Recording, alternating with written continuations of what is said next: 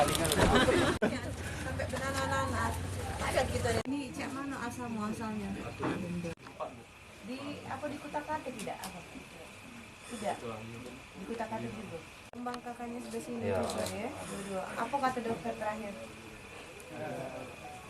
Apa ini? Ininya ya, kalau kondisi umumnya baik, mungkin tidak do maksimum, tidak do ini.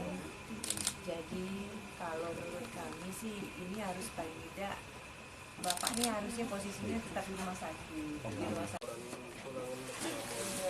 Saya merasa cukup senang juga karena pasien ini memang sudah memiliki kartu Indonesia Sehat.